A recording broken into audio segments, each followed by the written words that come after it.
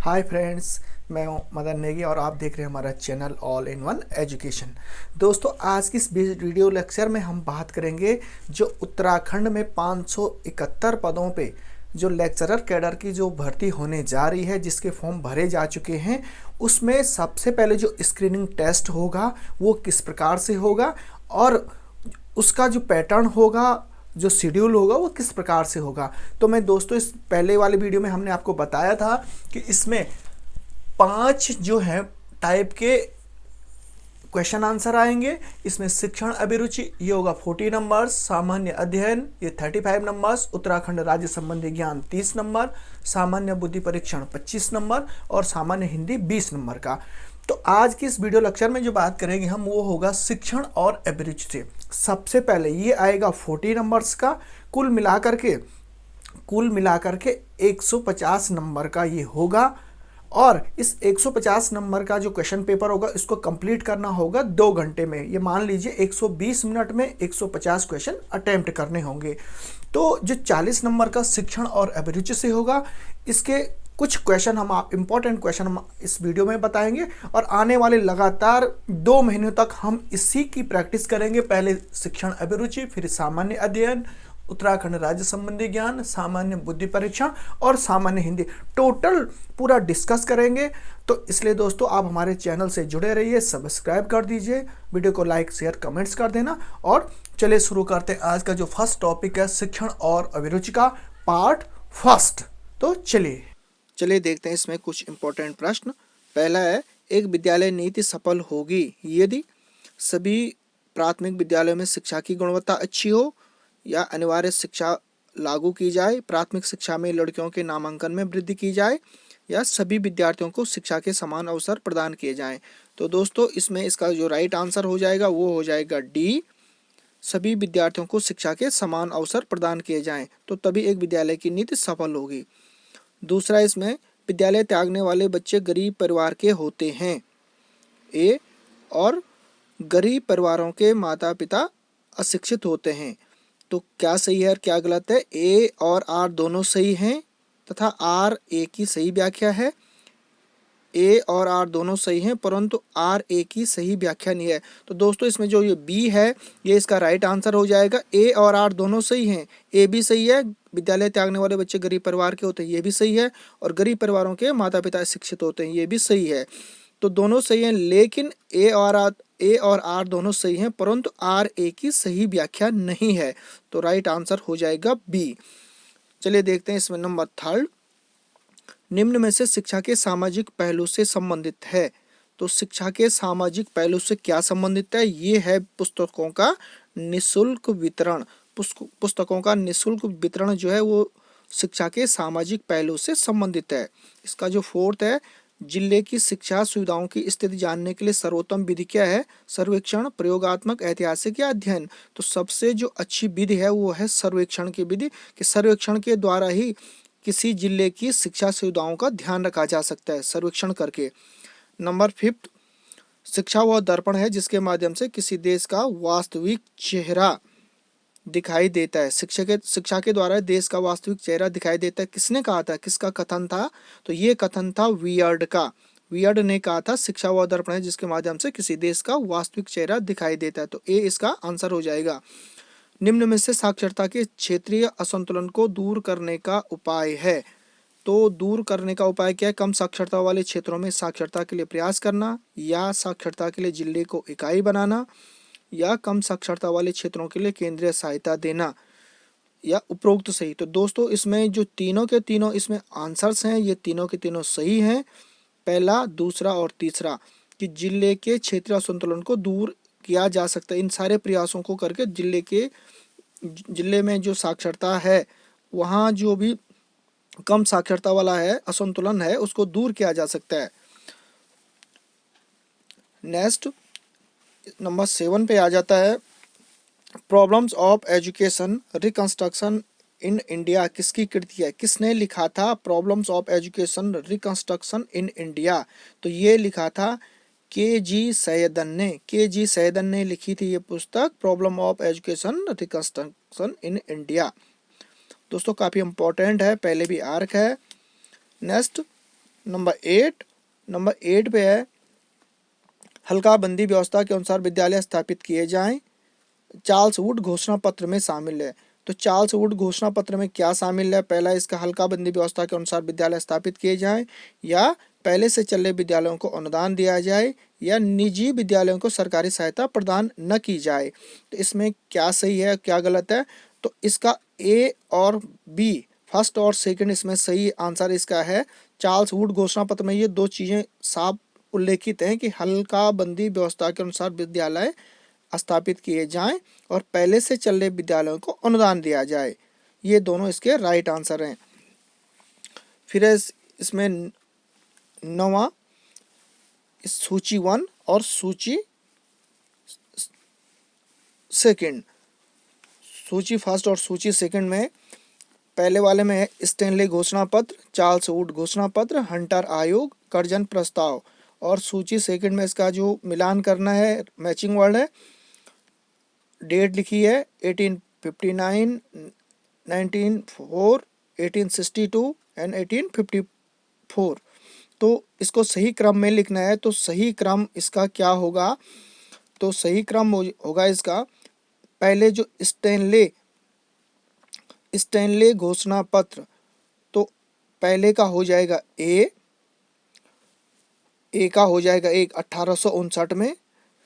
फिर हो जाएगा इसका फोर्थ, चार्ल्स वुड घोषणा पत्र हुआ था 1854 में। फिर हंटर आयोग हुआ था 1862 में। और कर्जन प्रस्ताव, जो ये कर्जन प्रस्ताव हुआ था, ये हुआ था 1904 में। तो दोस्तों इस क्रम से हो जाएगा इसका जो बी है, इसका राइट आंसर हो जाएगा।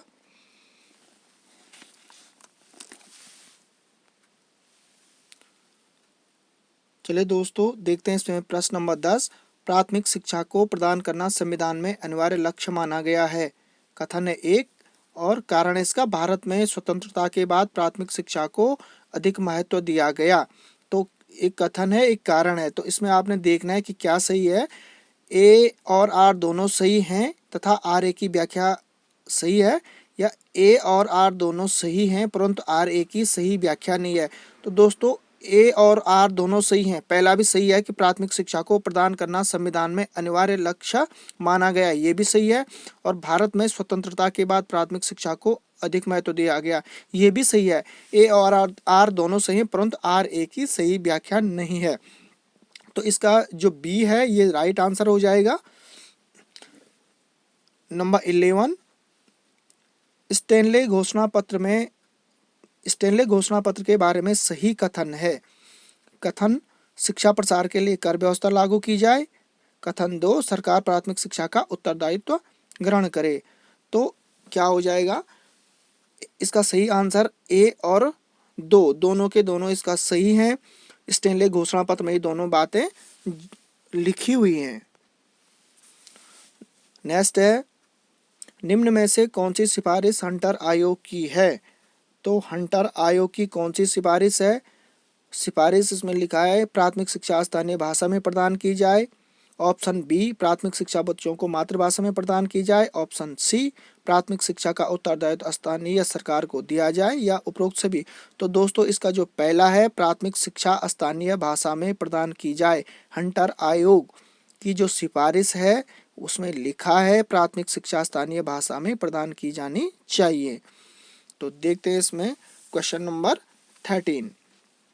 क्वेश्चन नंबर 13 में है पाठ्यक्रम, पहले है सिफारिश और दूसरा है आयोग। तो मतलब किस आयोग ने कौन सी सिफारिश की थी?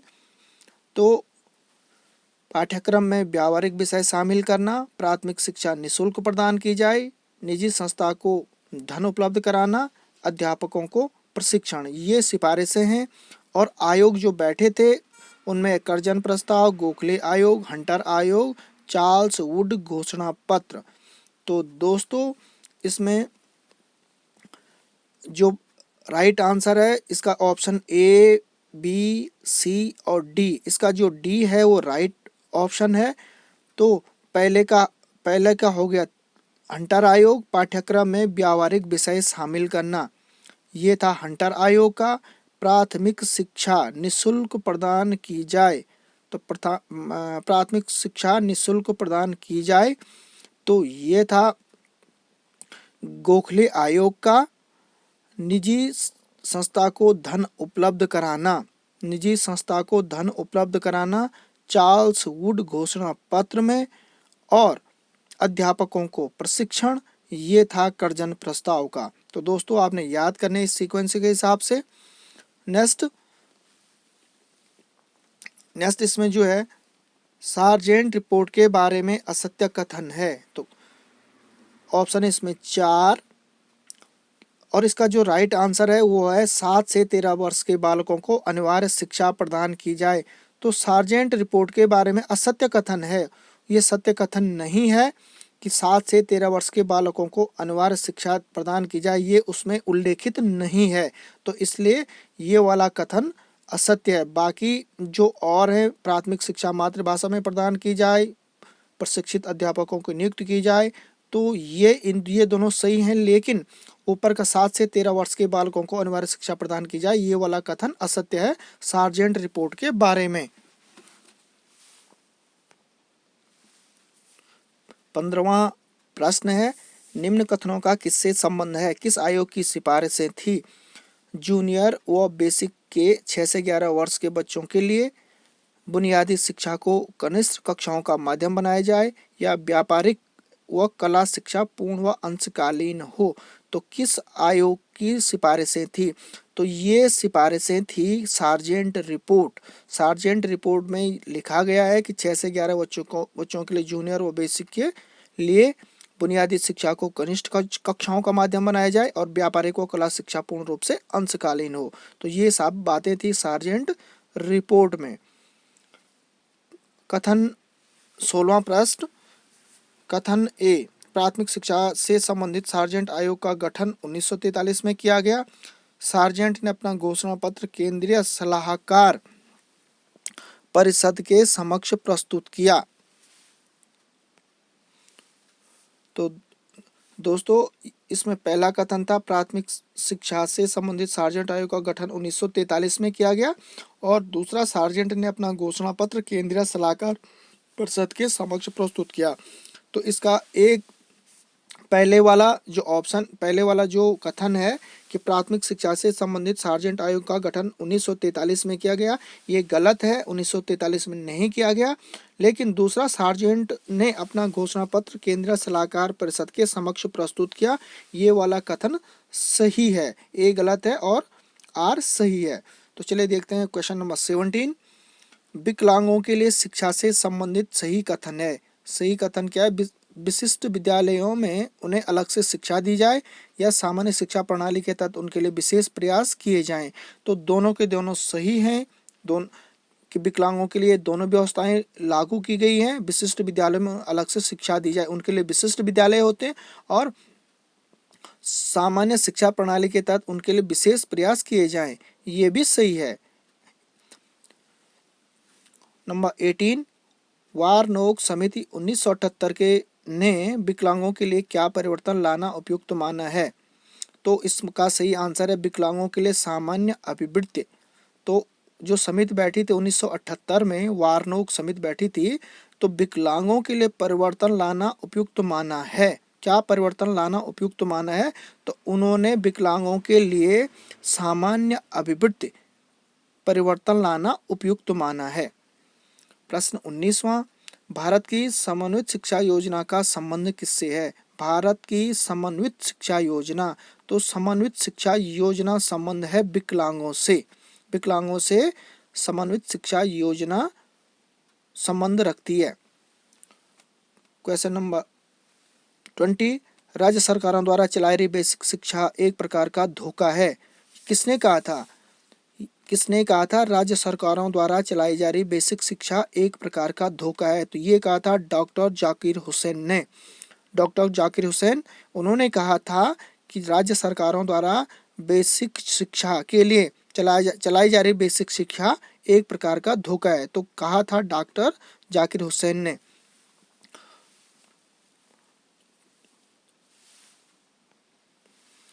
नेक्स्ट देखते हैं इसमें, नेक्स्ट प्रश्न है बुनियादी शिक्षा के आधारित सिद्धांतों में शामिल नहीं है। बुनियादी शिक्षा के आधारित सिद्धांतों में शामिल नहीं है। क्या शामिल नहीं है? शिक्षा का माध्यम स्थानीय भाषा होना चाहिए। ये बुनियादी शिक्षा के आधारित सिद्धांतों में शामिल नहीं है। देखते हैं प्रश्न नंबर 24 जो कि है काफी इम्पोर्टेंट।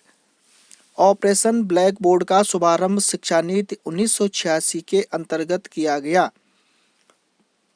इसका जो कथन है, ऑपरेशन ब्लैक बोर्ड का शुभारंभ शिक्षा नीति 1986 के अंतर्गत किया गया। कारण, ऑपरेशन ब्लैक बोर्ड का उद्देश्य प्राथमिक विद्यालयों में सुविधाएं प्रदान करना है।